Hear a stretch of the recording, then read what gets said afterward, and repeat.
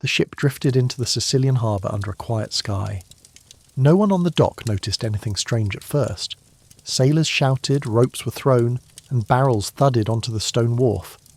But then, as dock workers approached, the crew began collapsing, one by one, onto the deck, faces blackened, swollen with hard boils. Blood seeped from mouths and noses. Some were already dead. The air around the vessel seemed heavier, wrong. By nightfall, guards had sealed the port. But it was too late. The plague had arrived. And as you listen now, maybe you're far from that harbour, perhaps in Rome, sipping coffee before the day begins, or in New York, settling in after work, or maybe in Tokyo, lying awake beneath the city lights. Wherever you are, remember, history's greatest disasters always began quietly, just like this. Tell me in the comments where you're listening from, and if you want more of these deep dives into the forgotten corners of the past, subscribe. It truly helps keep these stories alive. Now back to the harbour. This wasn't the first ship, nor would it be the last. In 1347, port cities across the Mediterranean were unknowingly receiving the same silent passenger. They didn't yet call it the Black Death. No one could. Not yet. It was still only whispers, a shadow at the edge of routine life. Merchants came and went, priests offered blessings. But something unseen had broken loose, moving not like an army, but like a mist. The people of Europe had no idea what was coming. In villages, taverns, castles and farms, daily life continued with its usual worries. But beneath the surface something had already changed, and the first signs of collapse were beginning to show. Before the plague ever touched European soil, the continent was already under pressure. By the early 14th century, the population had swelled to over 75 million. Crops strained under colder, wetter weather. Famine had struck just decades earlier, killing thousands. In the countryside, peasants lived close together, sharing food, tools and illness. In cities, overcrowding turned narrow streets into rivers of waste. People lived among rats, often unknowingly. Clean water was rare. Medicine, when it existed at all, was based on superstition and herbs. But still, Europe moved forward. Trade boomed. The Silk Road connected east and west. Italian ports linked Europe to Constantinople, the Middle East and beyond. Ships arrived daily, carrying spices, fabrics, and news. Alongside these came other passengers, fleas clinging to rats, rats hiding in straw, and bacteria sealed in the blood of dying men. No one saw the danger. No one could imagine a sickness that would move faster than armies and kill faster than war. By the time the alarm was raised, the infection had already crossed borders. It travelled silently, on boots, in barrels, and across every touch of skin. But where had it truly come from? And did someone, somewhere, help it along? Most modern scholars agree the Black Death began far from Europe, in the dry grasslands of Central Asia. There, across the steppes, Mongol caravans moved swiftly along ancient trade paths. With them came goods, horses, soldiers, and disease. Somewhere along these routes, likely in the region near the Caspian Sea, a deadly bacterium, Yersinia pestis, took hold. It found its home in wild rodents, then in fleas, and finally in human hosts. Traders and warriors unknowingly became carriers, bringing the sickness westward through Persia, the Caucasus, and into the Crimean ports. By 1346, plague had reached the city of Caffa on the Black Sea, a key outpost for Genoese merchants. There it exploded within the walled settlement, killing soldiers and civilians alike. Panic spread as fast as the fever. When Italian traders fled Caffa by sea, they didn't just carry silk and silver, they carried the disease. Their ships became floating coffins, sailing unknowingly toward Europe. No one at the time could trace the path, but the spread followed the same roads and sea lanes that brought wealth into Europe. The very system that fed the continent's growth would now deliver its most terrible curse, and its first signs would appear in the south. The first confirmed European city to suffer was Messina in Sicily. It was October 1347 when Genoese ships docked there after fleeing the plague at Caffa. Almost immediately, local witnesses recorded a strange and deadly illness. Sailors died within days. Boils, some as large as apples, swelled in their armpits and groins. When opened, they released black pus and unbearable pain. Fever and vomiting followed. Death came within days. Some collapsed in the streets. Others were found in their homes, surrounded by family members already dead. Authorities tried quarantine, but the disease moved faster than orders could be written. The ships that weren't stopped continued to other ports: Marseille, Tunis, Genoa, and Venice. At each stop, death followed. Europe was unprepared. There were no health systems, no containment plans, and no knowledge of what caused the disease. People blamed bad air, foreign merchants, or the wrath of God. But not everyone believed it was an accident. As panic spread, so did rumours. Some began to whisper someone had brought this on purpose. The plague, they said, was not just a punishment or a curse. It was an attack. And those whispers would soon turn to accusations. As the plague reached mainland Europe, fear warped into suspicion. In city after city, authorities tried to trace the cause. Priests called for prayer, doctors bled patients and burned herbs. Nothing worked. People watched their neighbours die in days. Entire families disappeared in a single week. Survivors turned desperate. They looked for someone to blame. Stories emerged of poisoned wells, strange powders, and travellers behaving suspiciously. In Switzerland and Germany, rumours focused on local Jewish communities. Claims spread that Jews had conspired to infect the Christian population. These were not new prejudices, but the plague gave old hatred new purpose. Across dozens of cities, Jewish men and women were arrested, tortured, and killed, sometimes by fire, sometimes by mob. These actions were not based on fact, they were based on fear. But still, a darker question remained. Could the plague have actually been spread on purpose? And if so, who had the means to do it? Was it enemies of Europe, outcast groups, foreign traders?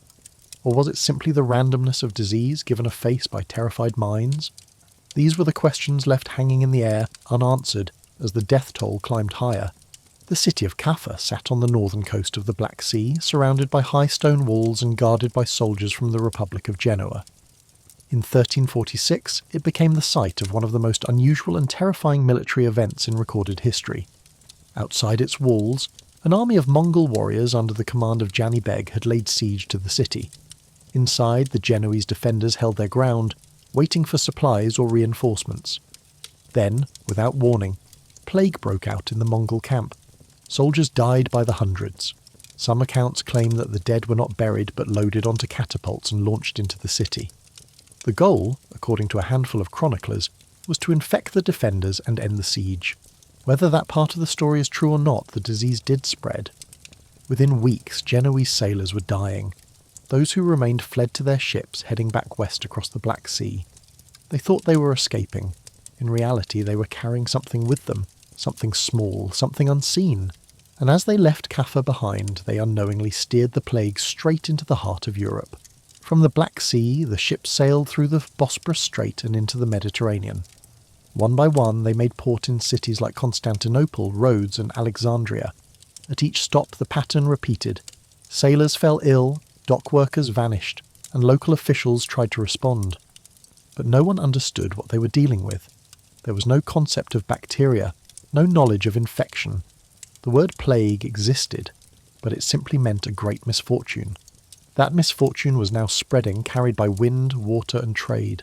By the time the ships reached Sicily, many were already floating tombs. Eyewitnesses in Messina wrote of crews moaning with fever, skin turning black, and bodies thrown overboard. When the port authorities tried to expel them, it was already too late. Rats and fleas had made landfall. The disease had found a new home. Within days, the sickness took hold in the streets, and from there it moved outward, into the Italian mainland, into the ships that docked beside them, and into the hands of travellers headed north. The disease had no name, but its journey had begun, a journey that would end millions of lives and reshape the memory of Europe forever. By early 1348, the plague had reached mainland Italy. From Genoa, it spread northward through the trade towns of Pisa, Florence, and Venice. In each location, the pattern was nearly identical. Within days of the first signs, people began dying in clusters. Local officials ordered streets to be cleared. In some places, houses were boarded shut with the sick still inside. Bells tolled without pause. Gravediggers could not keep up. Families abandoned loved ones in panic. The speed of the disease overwhelmed everything. It struck rich and poor alike, merchants, priests, beggars, and nobles. Entire neighbourhoods went silent. The roads of Italy, once crowded with pilgrims and traders, became passageways for fear. Travellers unknowingly carried the disease inland, stopping at inns and marketplaces. From these rest points, it spread again, branching outward in every direction. No city was spared. By summer it had moved past the Alps into France and Switzerland. Still, no one knew the true cause. Was it bad air? A divine punishment? Foreigners? Theories multiplied, but none stopped the dying. Each new town that welcomed a traveller also welcomed the plague, and every closed gate came too late. In France, the plague moved swiftly from Marseille north to Avignon, then toward Paris. Pope Clement VI, residing in Avignon at the time, ordered public prayers and mass burials. The church's response combined ritual with desperation, holy water, incense, and processions. But the plague did not respect rank or prayer. Cardinals died. Monks collapsed in the street. In Avignon alone, records suggest over 11,000 people were buried in 6 months.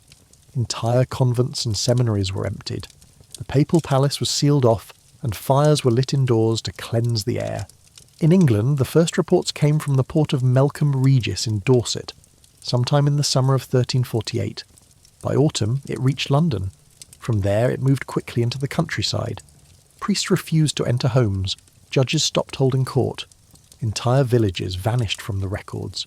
In some parishes, over half the population died within weeks. The plague respected no borders, no kings, no faith. By the following year, it had reached as far north as Scotland, Ireland, and Norway. It crossed the Alps into the German states and Bohemia. Wherever trade reached, so did death. Europe was being consumed, not by fire or war, but by something no one could stop. One of the few constant witnesses to the plague's spread were the chroniclers, monks, scholars, and notaries who kept records even as their communities fell around them. Their accounts describe carts loaded with bodies, priests collapsing mid-sermon, and streets so quiet the only sound was coughing. These were not dramatic tales, they were daily observations. In Florence, Boccaccio wrote of servants abandoning employers and children left to die alone. In England, monks noted the burial of entire families in single graves. Yet even as they described the horror, some hinted at deeper fears. Rumours of deliberate poisoning surfaced. In Basel and Strasbourg, accusations spread that local Jewish communities had caused the outbreak by contaminating wells. These rumours were false, but they spread rapidly. Under torture, some confessed to crimes they hadn't committed. In many towns, entire Jewish neighbourhoods were destroyed. The plague moved without a face, but people gave it one. Whether out of fear, ignorance, or anger, many began to believe it had not arrived by chance, that someone somewhere had set it loose on purpose. The plague was not just a disease. For many it had become a plot, and Europe was ready to believe it. By the spring of 1348, the Black Death had become more than a disease. It was now a force of collapse. In city after city, daily life disintegrated. Markets shut down, churches stood empty, guild halls and workshops locked their doors. In Florence, chroniclers wrote of dogs eating corpses in the street. In Paris, wagons loaded with bodies moved down alleys in the early morning, silent except for the creaking of wheels. No class or rank was spared. Kings retreated to country estates. Bishops died in their chambers. Peasants, unable to flee, buried their families and waited. In some cities, the death toll reached over half the population. The dead could not be counted fast enough. Food supplies failed. Harvests were left in the fields. Ships went unloaded in harbours. Letters arrived with no one left to read them. In monasteries, monks died beside their writing desks. The machinery of society, governments, churches, markets stalled, and then stopped. In London, entire parishes had no living residents. The bells that once called people to prayer now tolled for the dead alone. And yet, the plague kept moving, quiet, invisible, and always ahead of understanding. Europe was not fighting an enemy, it was falling apart. Panic took on many forms. In the cities, some fled to the countryside, hoping to escape the foul air and dying crowds. Others locked themselves inside, refusing contact with the outside world. Some gave in to despair, drinking, stealing, or abandoning families, but others turned to faith. Processions filled the streets with barefoot penitents, whipping themselves with cords in hopes of forgiveness. They chanted hymns and prayers, believing the plague was divine punishment for sin. These groups, later known as flagellants, spread rapidly across Germany and the Low Countries. In many cases, they brought more unrest than peace. Authorities feared them. So did many priests. Even more destructive were the mobs that followed rumour. In hundreds of towns they turned on Jews, lepers, foreigners and the poor, accusing them of poisoning wells or summoning the disease through sorcery. Entire communities were killed, not by plague, but by panic. City officials sometimes supported these actions. Other times, they simply looked away. The fear was no longer silent. It had become violent. And in that chaos, the idea of deliberate infection began to seem not only possible, but likely. Because when the world stops making sense, people search for a reason. Any reason. Mass burial became a necessity. In major cities, cemeteries filled within weeks. When no more grave space remained, workers dug long trenches and stacked bodies side by side.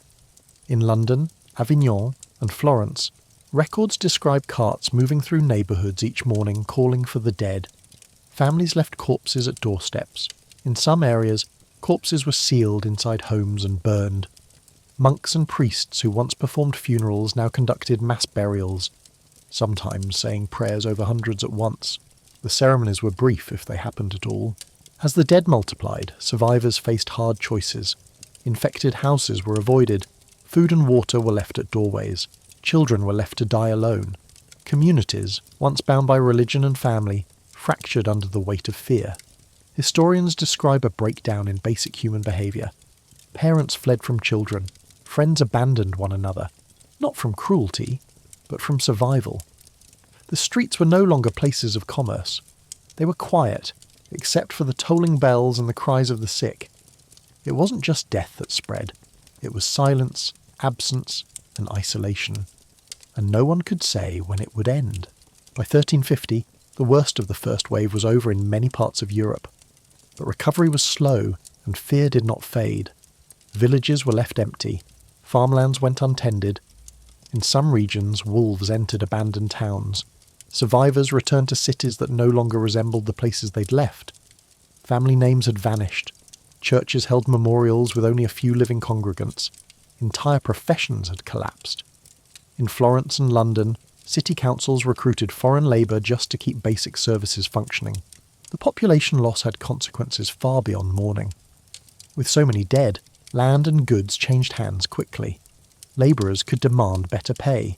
Nobles lost control over their estates. The structure of feudal life began to shift. Some historians consider this the true beginning of Europe's transformation into the modern world. But at the time, no one felt like a survivor of progress. They felt like witnesses to destruction. Still, a question lingered. Had it truly been an accident of nature? Or had it been helped along? As people searched for meaning, they looked at more than their own sins. They looked outward, toward enemies, strangers, and ideas of conspiracy. Because the horror had been too great to be meaningless. The fear of deliberate infection became more than a whisper. In many places, formal accusations were made. Officials in Savoy and Bern recorded confessions, often extracted under torture, from Jewish men who allegedly poisoned wells or plotted against Christian towns. There was no evidence. But in the face of unimaginable loss, logic was no defence. Executions followed. In some cities, Jewish communities were expelled. In others, they were burned alive in public squares. Across the Rhineland and into parts of France and Spain, thousands died, not from plague, but from suspicion. These events were not isolated. They were part of a pattern. Where fear ruled, justice collapsed. Religious leaders tried to stop the violence, but they were often ignored or too late. The belief that the plague was a planned attack took hold, not everywhere, but widely enough to alter the course of European society. And though modern historians have found no proof of biological warfare in these massacres, the memory remained. For generations, people would recall not just the disease, but the idea that someone had caused it. This idea, that the plague was not just natural but man-made, did not die when the wave passed. It grew in the silence that followed. In the centuries that followed the Black Death, science slowly replaced superstition. While 14th century Europeans blamed divine punishment, foul air or foreigners, modern research has revealed a different story. The cause of the Black Death was a bacterium, Yersinia pestis. It is a microscopic organism that thrives in the blood of rodents, particularly the black rat. Fleas feed on infected animals and transmit the bacteria to humans. Once inside the body, the bacteria spread rapidly, triggering fever, swelling, internal bleeding, and death. This explanation, however, took hundreds of years to confirm. The discovery began in the late 19th century. In 1894, during an outbreak in Hong Kong, scientists Alexandra Yersin and Kitasato Shibasaburo independently identified the plague bacillus. It was later named for Yersin. Further study confirmed that the same bacterium had likely caused the 14th century pandemic. The link was made through skeletal remains, genetic sampling, and historical symptom descriptions. The confirmation came slowly, piece by piece. It was not a curse. It was not magic. It was an organism small enough to be invisible but powerful enough to change the course of history. And it had more than one way to kill. Yersinia pestis presents itself in three main forms. The first is bubonic plague, named for the painful swellings or buboes that develop in the lymph nodes, usually in the armpits, groin or neck. These swellings grow quickly and become dark with internal bleeding. Victims of the bubonic form typically experienced high fever, vomiting, and confusion. Without treatment, death followed in a matter of days. The second form is pneumonic plague, which infects the lungs. Unlike the bubonic type, it spreads through airborne droplets, by coughing, sneezing, or even speaking. This form is more contagious and often more lethal. Victims suffer severe chest pain, bloody cough, and respiratory failure. If untreated, the pneumonic form can kill within 24 to 48 hours. The rarest and deadliest form is septicemic plague. In this version, the bacteria enter the bloodstream directly. There may be no visible buboes. Instead, patients experience sudden chills, internal bleeding, and blackened limbs caused by necrosis. Death can occur within hours. During the Black Death, all three forms likely appeared, though few understood the difference.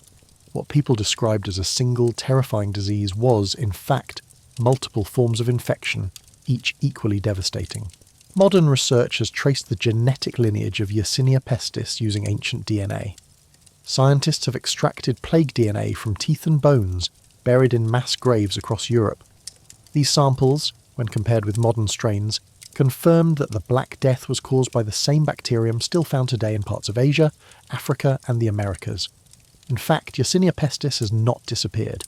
It remains present in wild rodent populations, particularly in marmots, prairie dogs, and gerbils. These animal reservoirs continue to host the disease in isolated outbreaks. The sequencing of plague genomes has also revealed when the bacterium first evolved. Genetic evidence suggests that Yersinia pestis may have emerged as early as 2,000 years before the Black Death. Some earlier outbreaks in the Roman and Byzantine world, such as the plague of Justinian in the 6th century, were likely caused by an early strain of the same disease. These findings confirm that the Black Death was not a unique event, but part of a longer history of plague pandemics. What made it so catastrophic was not just the bacteria, but the timing, when trade, war, and urban overcrowding allowed it to spread faster than ever before. Understanding how the plague spread in the 14th century requires a close look at its transmission routes. The most common carriers were fleas, specifically the oriental rat flea. These parasites travelled on the backs of rats, which stowed away aboard ships, in grain sacks, and along trade caravans. Once a rat population died from the infection, fleas would seek new hosts, including humans. The bacteria then entered through the skin, typically through flea bites, and quickly moved into the lymphatic system or bloodstream. However, bubonic plague wasn't the only threat. In urban environments where the disease mutated into its pneumonic form, human-to-human transmission became possible. Crowded households, poor ventilation, and shared bedding accelerated the spread. In such cases, no rat or flea was necessary. People could infect one another simply by breathing the same air. This combination, animal vectors and airborne contagion, made the plague especially difficult to contain. Medieval cities lacked sanitation and understanding. There were no concepts of isolation, sterilization, or microbial infection. Most efforts focused on spiritual remedies or fleeing entirely. The mechanisms of spread were invisible to the people of the time, but today they are mapped, measured, and understood in detail. Despite modern understanding, many questions remain. Scientists continue to debate how rapidly the plague could have spread without help from rats or fleas. Some have proposed that human ectoparasites, like lice and human fleas, may have played a greater role than once thought. Others believe that changes in climate or soil conditions could have influenced outbreaks by disrupting natural rodent populations. Additionally, newer studies suggest that Yersinia pestis may have entered Europe more than once, through multiple routes over several years, rather than from a single source. Another question concerns how certain regions were affected differently. Some areas suffered catastrophic losses, while others, often just miles away, recorded far fewer deaths. The reasons remain unclear. Variables may have included climate, trade patterns, population density, or even regional immunity. But no single explanation fits all cases. What is certain is that the bacterium remains. It lives in nature, dormant but not defeated. Though antibiotics now exist, small outbreaks still occur, and without treatment the plague is still deadly. The mystery is no longer what it is. The question, as ever, is how it moves, and what, if anything, might carry it again. As the Black Death swept across Europe, it left behind more than death. It created a void, one that demanded explanation. With no scientific understanding of bacteria or transmission, many turned to rumour. People asked how the disease could appear so suddenly in so many places. In the absence of answers, suspicion grew. By 1348, authorities in regions like Savoy and the Swiss Alps began to record allegations of foul play. Reports surfaced of strange powders being scattered near wells, of travellers carrying vials, and of secret meetings between outcast groups. These accounts often lacked evidence, but they did not disappear. They multiplied. Local leaders launched investigations. Under torture, confessions were extracted. In several towns, Jewish men admitted falsely to poisoning wells or conspiring to spread disease. These confessions were recorded, circulated, and used to justify executions. Panic gave authority to the unbelievable. In places like Chillon, Basel, and Strasbourg, entire Jewish communities were burned or expelled. The speed of these actions mirrored the speed of the plague. To the people of the time, it seemed possible, even likely, that the disaster had been helped along by human hands. The idea had taken root. Perhaps this was no accident. Perhaps someone had caused it. These accusations did not come from isolated mobs. In many cases, they were encouraged or at least tolerated by local governments. City councils, feudal lords, and even some bishops issued edicts calling for arrests, trials, and executions. Fear became policy. In the city of Strasbourg, for example, over 2,000 Jews were killed in a single day in February 1349, months before the plague had even arrived there. In other regions, entire families were offered safe passage in exchange for conversions or wealth, only to be attacked anyway. The violence was not spontaneous, it was organised. Pope Clement VI issued official decrees condemning the attacks. He reminded Christians that the plague struck everyone equally, and that Jews were dying as well. But his letters reached few people in time, and many ignored them altogether. In most places, the momentum of fear was stronger than reason. These were not simply acts of medieval prejudice. They were responses to a real and terrifying event, shaped by confusion, suffering, and the desperate need to explain the unexplainable. And while many turned to religion for comfort, others turned to blame. The question was no longer whether someone had caused the plague, it was who. The well poisoning theory became the most common explanation for the plague's spread in 1348 and 1349. In dozens of European towns, especially in Switzerland, southern Germany, and parts of France, local records describe arrests of Jews accused of dumping toxic substances into communal water sources. The supposed poison was said to be made of herbs, powdered glass, and the blood of animals. These claims were baseless. But under torture, some prisoners admitted to fabricating or spreading it. These confessions were copied and passed from city to city as supposed proof of conspiracy. What followed was a wave of coordinated violence. Jewish quarters were sealed off, their homes looted, and families burned alive or drowned. The persecution extended across the Holy Roman Empire, reaching as far as Aragon and Navarre. In some towns, Jewish residents were offered a chance to convert or die. In others, no choice was given. The plague gave local leaders an excuse to resolve long-standing social and economic tensions. Debts were cancelled, properties changed hands, and the fear of death justified it all. Many communities vanished entirely, erased not by disease but by human hands. And yet the plague continued to spread, even in places where no Jews remained. While Jewish communities bore the worst of the blame, they were not the only targets. Foreign travellers, beggars, lepers, and even midwives were accused of spreading the plague intentionally. In some places, sick individuals were believed to be plague spreaders hired by outside enemies. There were reports of men placing infected rags in wells or entering towns to contaminate public fountains. These stories, though never proven, took hold in the public imagination. In Marseille and Barcelona, strangers were arrested on suspicion alone.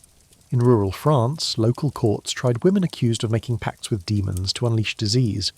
These charges were often linked to older superstitions about witches, magic and curses. But now they had new urgency. Communities facing daily death no longer viewed such tales as folklore. They treated them as fact. The logic was simple.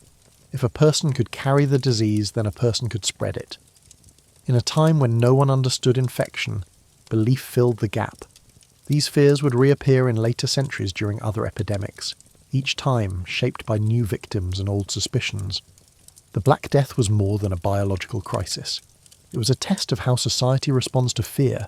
In the chaos of plague years, documentation became sparse, but some records survived: official orders, trial transcripts, letters, and sermons. From these, historians have reconstructed the climate of the time. What emerges is not just a story of disease, but of desperation. Leaders acted on hearsay, communities turned inward, and fear travelled as fast as infection.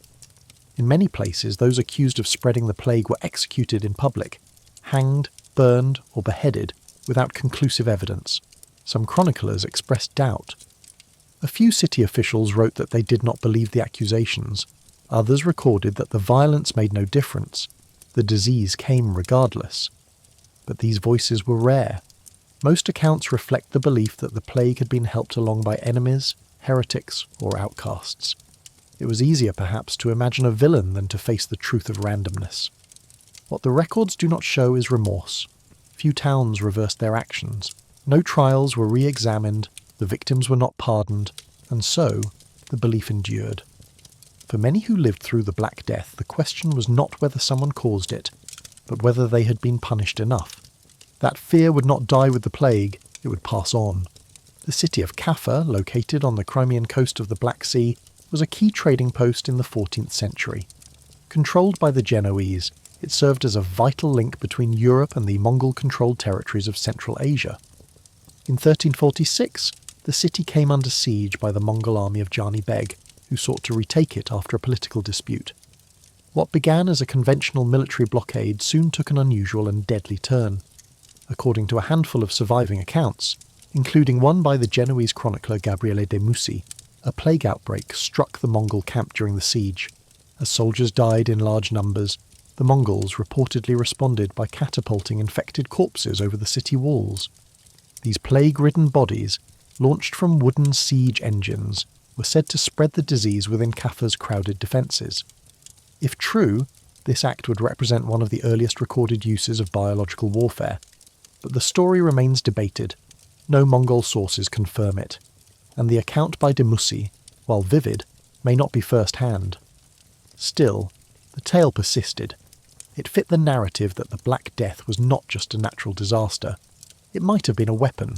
The logistics of catapulting bodies as a weapon raise questions. A decomposing corpse is heavy and difficult to launch with precision. Siege engines were designed for stones, not flesh. Some historians argue that the story may have been exaggerated or symbolic, meant to illustrate the horror of the siege. Others believe it is plausible. The Mongol armies were known for their military innovation and psychological tactics. They had used flaming projectiles, poisoned arrows, and scorched earth strategies in previous campaigns. Infecting an enemy population, whether by design or desperation, would not have been beyond consideration. More importantly, plague did spread inside Caffa, and from Caffa it spread west. Genoese sailors fleeing the siege boarded ships bound for Constantinople, Messina and beyond. Many were already infected when they left. Whether they carried the disease intentionally or unknowingly, the result was the same. The Black Death had found its entry point into Europe. The siege of Caffa became more than a military conflict. It became a possible origin point for one of the worst pandemics in human history. Whether or not it was deliberate, the connection remains strong in the memory of those who survived. And it still raises the same unsettling question today. The story of Caffa was repeated widely in European chronicles during and after the plague years. For many, it became the first piece of a puzzle that explained how the disease had moved from east to west. To medieval readers, it made sense. The plague came from a faraway land, carried by enemies who used it as a weapon. The Mongols, unfamiliar and feared, became a convenient origin point. Few in Europe understood their cultural warfare, and so the narrative stuck. But the actual cause of the outbreak in Caffa may have been more ordinary. Trade caravans passing through plague-affected regions, the movement of infected animals, and the presence of fleas in the crowded city likely played a greater role. Even so, the corpse-flinging story remains a focus for modern researchers. It raises important questions about intentional disease spread in the pre-modern world. Could a siege truly weaponize infection? Was this an isolated case, or part of a broader pattern? No definitive answer exists. The lack of consistent first-hand sources leaves room for interpretation. But whether the plague was launched over the walls or simply slipped in unnoticed, the siege of Caffa remains a chilling intersection of war, trade and disease. Modern epidemiologists have studied the siege of Caffa as a potential case of early biological warfare. In controlled laboratory settings, Yersinia pestis is known to remain viable in corpses for a limited period, especially under cooler conditions.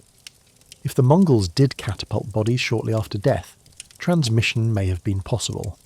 But transmission through airborne contact with a corpse is extremely rare. It is more likely that the rats and fleas associated with the Mongol camp simply found their way into the city as the siege wore on. Plague thrives in overcrowded, unsanitary conditions. Conditions Caffa certainly met after weeks of blockade, starvation, and fear. What gives the story power is not just its plausibility, but its timing. Just 1 year later, Europe was in crisis. The idea that a single siege, one moment in one city, could ignite such a disaster captured the imagination of the time. It was a simple cause for an overwhelming effect. In historical analysis, dramatic stories often endure better than complicated truths, and the tale of Caffa, while debated, fit neatly into the growing belief that the plague had not arrived by chance. It had been sent. The idea that the plague might have been used deliberately became part of a larger narrative of blame and explanation. Caffa was not just a battlefield, it became a symbol. For Europeans terrified by an invisible killer, the story offered a starting point. Over the years, as the pandemic's toll deepened, the tale became more than a historical note. It became evidence, for those seeking someone to blame, that the Black Death had been unleashed by an enemy. The Mongols, already viewed with suspicion, were cast as the originators of the catastrophe. Whether they had truly used corpses as weapons or not became less important than the perception. Even centuries later, some writers repeated the claim without question. Others used it to explore the early history of biological warfare, and while no scientific consensus exists, the question continues to surface. Was the Black Death purely accidental, or did it, at some stage, become intentional? The Siege of Caffa remains the most cited example of this possibility. It stands at the border between fact and fear, history and legend. And in every retelling the suggestion lingers, whispering that what seemed like nature might also have been war. After the Siege of Caffa, Genoese ships began departing the Black Sea. Their crews were weakened, many already showing signs of infection. Still, they sailed, bound for Constantinople, Messina, Genoa, and other key ports along the Mediterranean. These were commercial vessels, and they carried more than people. Bales of cloth, sacks of grain, and crates of spices filled their holds. Rats, as always, travelled with them. The traders may not have known what they carried, but they carried it nonetheless. Some later accounts suggested they did know. Rumours claim the Genoese realised the disease was spreading and fled Caffa not only to escape death, but to spread it, either for revenge or profit. There is no evidence for this. But in a time of mass death, suspicion fell easily. Genoese sailors were viewed as both victims and possible culprits. They were among the first outsiders to arrive in plague-stricken cities. They were also among the first to leave, heading for new ports even as illness followed. To some, it seemed too consistent to be coincidence. Had they fled the plague, or had they delivered it? The Genoese traders had reason to flee. Caffa was surrounded. Their men were dying. Their ships were their only hope. But their decision to sail west may have sealed Europe's fate. From the moment they left, cities began falling. Messina, then Palermo, then Genoa itself. In each case, ships arrived, sickness followed, and panic took hold. The The traders themselves often died shortly after docking. But the pattern was hard to ignore. Was it possible they knowingly brought the plague with them? Some chroniclers hinted at it. Others, especially in cities that suffered greatly, wrote with bitterness, accusing the Genoese of recklessness, cowardice, or even malice. But there is no direct record of any captain or merchant intentionally infecting a population. It is more likely they simply didn't understand what they carried. The idea of contagion was not widely known. They knew something terrible had happened, but not how it worked. Still, the damage was done. Whether intentional or not, Genoese ships became one of the primary vehicles for the plague's westward spread. And as the disease moved inland from port to port, so did the question. Were the merchants unlucky, or were they responsible? The Genoese were not the only merchants on the sea, but they became the most associated with the early spread. As ships reached the ports of Marseille, Tunis and Venice, illness often appeared within days. The pattern became clear to observers. A ship would arrive, dock workers would fall ill, and soon the city itself would be in crisis. Some cities attempted quarantine, others turned ships away, but even then it was too late. Rats disembarked before men did. Cargo was unloaded and passed from hand to hand. The plague had no need for intention. Trade alone was enough. And yet, Genoese traders gained a dark reputation. In some towns, they were banned from docking altogether. In others, they were attacked. Their very presence was seen as dangerous. Some merchants attempted to change flags or disguise their origin. It rarely worked. The tragedy was that those accused were often suffering themselves. Many died in the same ports where they were blamed. But once the narrative of guilt had taken hold, it was hard to reverse. The connection between commerce and death had been made, and for many it seemed that someone must have known what they were bringing. Medieval merchants were often viewed with suspicion, even in normal times. They crossed borders, spoke foreign languages, and carried strange goods. During a plague, these traits became liabilities. In cities already on edge, foreign traders became convenient scapegoats. Accusations circulated that they had accepted bribes to infect rival ports, or that they carried powders and oils meant to cause disease. Some Genoese captains were interrogated, others simply disappeared before questions could be asked. But most of these suspicions stemmed from misunderstanding. The nature of plague transmission was invisible to everyone. No one could see the bacteria. Few even suspected fleas or rats. Illness was associated with smell, corruption, or divine punishment. So when a sick trader entered a city and death followed, it seemed reasonable to assume a connection. Many believe that what appeared to be carelessness was in fact a plan. We now know the truth was simpler. Plague spread easily through ships, cargo, and crowded ports. The Genoese were not immune. Their mistake was not malice, it was motion. They fled from death, and in doing so they brought it with them.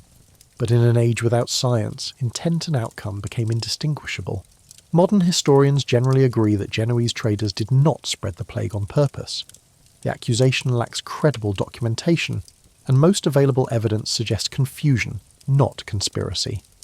Ships leaving Caffa were escaping a disaster, not unleashing one. The plague moved too fast, and its methods were too poorly understood for anyone to control. Still, the idea of intentional spread continues to surface in some modern writings, fueled by the same logic used centuries ago. Someone must have been responsible. The pattern of scapegoating during pandemics is not unique to the Black Death. It has appeared again and again in outbreaks of cholera, influenza, and more recently COVID-19. Trade networks, foreign travellers, and ethnic minorities are often blamed when disease strikes. The case of the Genoese is one of the earliest examples. They were at the wrong place at the wrong time, and history remembered them for it. But intention is a powerful concept. Even without proof, it shapes memory.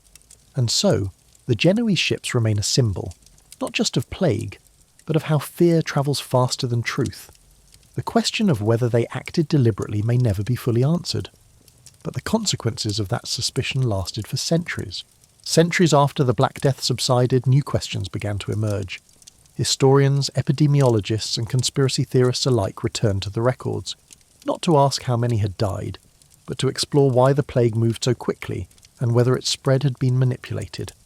Some modern writers suggest that certain authorities, both secular and religious, may have known more than they revealed. The argument is not that they created the plague, but that they allowed it to spread by failing to warn populations, or by using it to consolidate power. In regions where tax systems collapsed, land changed hands rapidly. Nobles who survived sometimes gained more wealth and control than before. In a few cases, cities sealed themselves off early and escaped the worst of the pandemic. Did their leaders receive warnings, or were they simply lucky? These questions remain difficult to answer. There is little direct evidence of deliberate concealment, but the uneven survival of documents leaves gaps large enough to invite speculation. What is certain is that fear, chaos, and political opportunity often arrive together, and where evidence is thin, imagination fills the void, especially when the stakes are death, power, and survival. Some researchers have gone further, suggesting that the Black Death may have been worsened or even redirected by military or political actors seeking strategic advantage. These fringe theories propose that infected prisoners, corpses, or even trade goods were intentionally introduced into enemy regions. There is no solid historical documentation to support this, but the idea builds upon real events like the Siege of Caffa and the accusations of well poisoning. In certain plague-era letters, vague references are made to bringing the pestilence to rival towns. These may have been metaphors or accusations, but in modern readings, they're sometimes taken literally. A few scholars have examined trade routes and travel bans, comparing them to outbreaks, trying to spot patterns that suggest intentional direction. But these methods often rely on circumstantial timing and incomplete records. They raise more questions than answers. Still, the appeal of the theory persists. It offers a sense of control, of cause and effect, in the face of overwhelming chaos, and it plays into long-standing fears that catastrophe is not random, but orchestrated. To date, no consensus exists, but the suggestion alone has shaped how we interpret the past, because even silence can sound like strategy. The question of plague manipulation is not limited to medieval sources. In the modern era, especially after the 20th century's advancements in germ theory and warfare, some historians began to re-evaluate the Black Death in the context of biological conflict. The development of chemical and biological weapons in World Wars I and II gave new relevance to ancient stories of corpse catapults and poisoned wells. Scholars began to ask, could these have been early experiments in deliberate infection? The answer is unclear. Modern warfare requires documentation, logistics, and repeatable outcomes. The Black Death, by contrast, was chaotic and indiscriminate. However, some theorists argue that its very unpredictability made it a perfect weapon for desperation. The lack of control was part of its power. If unleashed into a rival city, the plague could cripple economies and scatter armies, whether or not it spared allies. Still, these ideas remain outside mainstream scholarship. Most academic historians reject the notion that any medieval state or group had the scientific understanding necessary to weaponize plague intentionally.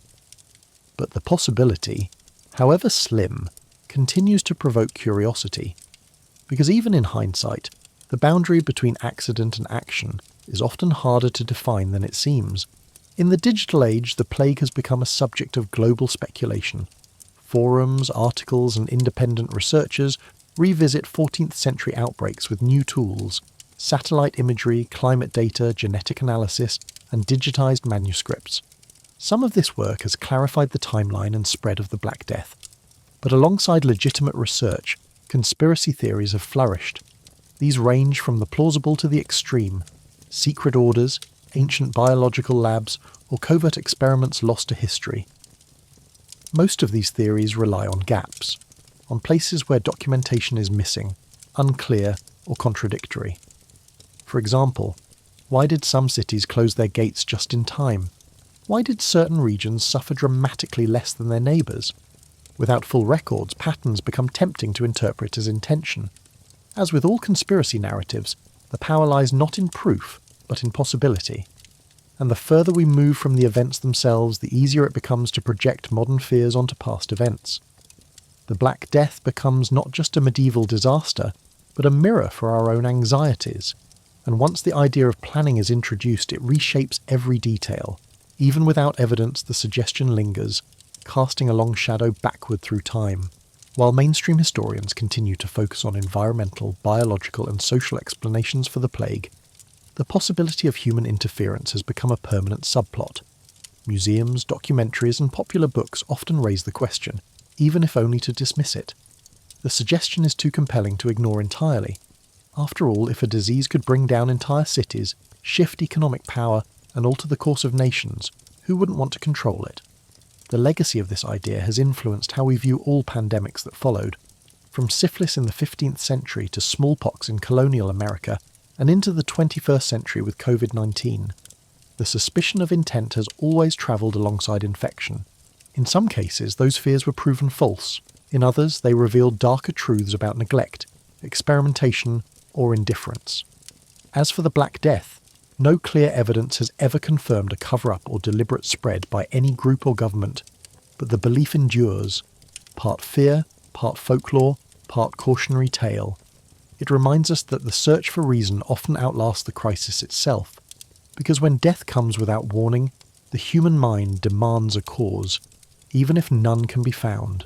The Black Death did not only kill millions, it reshaped how societies respond to crisis. After the worst waves passed, Europe was left with a broken population, labour shortages, and a deep sense of vulnerability. Survivors looked for lessons. Some saw it as a divine punishment and called for moral reform. Others blamed their neighbours and doubled down on exclusion and control. New laws appeared regulating cleanliness, quarantine, and public gatherings. Though primitive by today's standards, these measures marked a turning point. For the first time, governments began taking an active role in managing public health. These reactions were not always rational. In some cases, city officials banned certain foods or behaviours with no connection to disease. In others, they restricted movement based on rumours rather than evidence. But out of that confusion, a new concept took hold, that sickness could be studied, contained, and perhaps prevented. This legacy would influence everything from hospital design to urban planning in the centuries to follow. The plague forced medieval Europe to confront its limitations, and in doing so it planted the earliest seeds of epidemic control. The lessons were crude, but they were the beginning of something new. The social consequences of the plague were just as profound. Entire classes of people disappeared.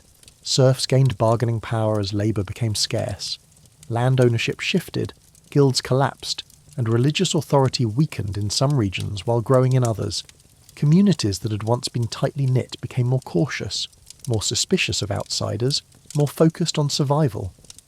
These long-term effects varied by region, but across Europe, the fabric of society was permanently changed. Disease also became more than just a physical threat. It became a political and cultural force. Leaders used outbreaks to justify new powers. Religious institutions gained or lost followers depending on how they responded. Ethnic and social minorities became targets when fear needed an outlet. This pattern of using illness as a pretext for control or persecution would repeat throughout history. From the Inquisition to colonial conquest to the internment camps of the 20th century, the echoes of the plague can be felt. Not in the disease itself, but in how societies chose to respond to it. The question was never just how to stop the illness. It was also who gets blamed, who gets protected, and who gets left behind. The mechanisms of blame that emerged during the Black Death would become a template for future crises. When new plagues struck in later centuries, such as the Great Plague of London in 16 or cholera outbreaks in the 1800s, governments and citizens repeated familiar patterns. Foreigners were watched, the poor were isolated. Certain religious or ethnic groups were accused of uncleanliness or conspiracy. Sometimes these measures were taken in the name of safety. Other times, they masked deeper prejudices. The idea that someone must be responsible, someone visible, different and controllable, remained powerful. This instinct toward blame outpaced advances in medicine. Even as germ theory developed and as treatments improved, societies often turned first to suspicion. Accusation was faster than research. Action, even misguided, brought a feeling of control, and the memory of the Black Death lingered in the background, reminding the world that when disease strikes, panic often spreads faster than facts. From masks to border closures to targeted violence, the legacy of plague is visible across history, not just in how people try to survive, but in how they try to make sense of suffering, and how quickly they search for someone to carry the burden of fear. In more recent times, historians have begun to re-evaluate the Black Death not only as a tragedy, but as a turning point. It was a moment when medieval Europe began moving, slowly and painfully, toward modern systems of response. Quarantine was first used systematically in the 14th century, with ships held offshore for 40 days. The idea of public health emerged, though the term did not yet exist. Cities hired inspectors, posted regulations, and formed committees to deal with sanitation and burials. These were imperfect steps, often based on flawed beliefs, but they laid the foundation for institutional response to disease. The plague also changed how people recorded and remembered crisis. Chronicles, wills, tax rolls, and letters from the 14th century offer a rare and detailed view into how individuals and governments reacted under pressure. These documents are now vital tools for understanding past pandemics and for comparing them to more recent ones. The legacy of the Black Death is not just in the death it caused, but in the systems and stories it left behind. Its memory continues to shape how societies understand catastrophe, and how they choose to prepare, or fail to prepare, for the next one. Perhaps the most lasting effect of the Black Death is psychological. The plague changed how Europeans thought about life, death, and the role of fate. For a population raised with clear religious and social hierarchies, the plague was a direct challenge. It struck saints and sinners alike. It defied prayer. It ignored status. It showed that death could come quickly, without explanation, and without justice. In art and literature, this gave rise to darker themes, images of the danse macabre, grim reflections in sermons, and a tone of urgency in poetry and song. This shift in mindset, toward uncertainty and impermanence, can still be felt in the Western worldview. The idea that catastrophe can strike without warning and that systems can collapse overnight was not theoretical to those who lived through the plague. It was real, and it was remembered. Future generations would inherit not just the fear, but the stories. Some exaggerated, others forgotten, many retold again during each new crisis. The questions first asked in the 14th century have never fully gone away. How does a society stay whole when fear breaks its bonds? And how do people live with the knowledge that tomorrow is never promised? The question has echoed for centuries. Was the Black Death a natural disaster, or did someone cause it? In the face of such overwhelming death and destruction, the human mind seeks patterns. It asks not only how, but why. And if there is no clear answer, it begins to invent one. During the plague years, people blamed lepers, Jews, travellers, merchants, and foreign armies. They blamed poison, punishment, and conspiracy. In some cases, they acted on those beliefs with violence. In others, they simply whispered and moved on. But the idea that the plague had been helped along, that it was more than a random misfortune, never fully disappeared. From the siege of Caffa to the Genoese ships, from poisoned wells to silent cover-ups, the theories have taken many forms.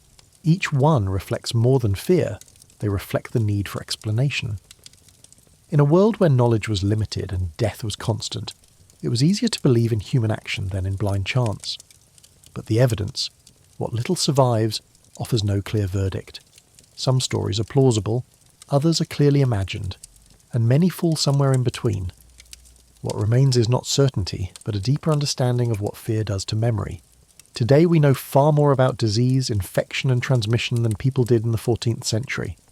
We have microscopes, antibiotics, and global health systems. But the emotional response to crisis remains unchanged. Panic, blame, and suspicion often rise faster than facts. The legacy of the Black Death lives on not only in history books, but in how modern societies react to the unknown. When a new illness emerges, so do old questions. Where did it come from? Who is responsible? Could this be a plan? These questions are not unique to the Middle Ages. They resurface during every pandemic. And though modern science has made it harder to accept simple conspiracy, the desire for control, through explanation, through accusation, persists. The plague may have been natural. It may have been partially helped along by war, trade, and human error. But in the end, the distinction between accident and intention often blurs when fear takes hold.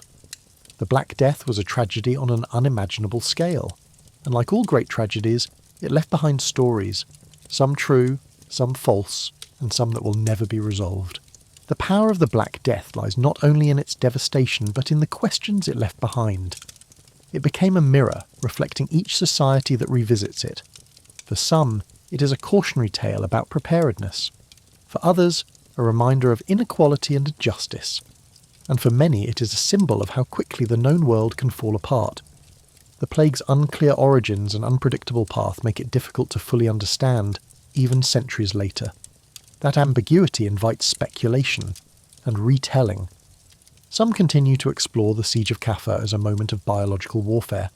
Others investigate the Genoese ships or the accusations of poisoned wells. These inquiries are valuable, not because they offer final answers, but because they show how fear, rumour and memory shape our understanding of history. Each theory tells us something, not always about what happened, but about how people respond when truth is out of reach. The plague remains an open case in the historical imagination, and that openness is part of its legacy. It's a story without a clear ending, just consequences, interpretations, and the long echo of questions that may never be settled. What survives of the Black Death is not only buried in mass graves or written in fragile manuscripts. It is preserved in culture, in systems, and in the quiet rules societies follow during moments of crisis. Quarantine, border control, suspicion of outsiders, these are not new ideas. They are inherited responses. We live with their outlines because they were once drawn in desperation. The idea that disease might be deliberate has never fully disappeared. It returned during cholera outbreaks in the 19th century, during the 1918 flu, and even in the 21st century when new global diseases again triggered old instincts. The tension between truth and fear, between science and suspicion, remains with us. We now know that the Black Death was caused by a bacterium spread largely through fleas and rats. But that answer does not undo the centuries of confusion that followed its arrival. It only adds another layer. History is not just what happened, it's also what people believed happened, and those beliefs, founded or not, have consequences. In the end, the Black Death was likely not planned. There is no definitive proof that it was used as a weapon or spread with intent. But the fact that the question is still asked, over 600 years later, reveals something important. We fear chaos. We fear randomness, and in the face of suffering we search for reason, even if it leads us to false conclusions. What the plague truly reveals is not a conspiracy, but a pattern of how humans react when faced with loss, fear, and uncertainty. Some look for scapegoats, others seek meaning, many do both. The history of the Black Death is a history of both death and response, and so the question remains, was it spread on purpose? The evidence says no. But history says something more complicated. It says the idea itself became a kind of contagion, one that passed from generation to generation, infecting memory long after the sickness had faded. And even now, in a different world, we still live with the shadows of that plague. Not because we remember the facts, but because we remember the fear. If you made it this far, thank you for spending your time here. If you'd like to hear more quiet history like this, consider subscribing. Your support truly means a lot.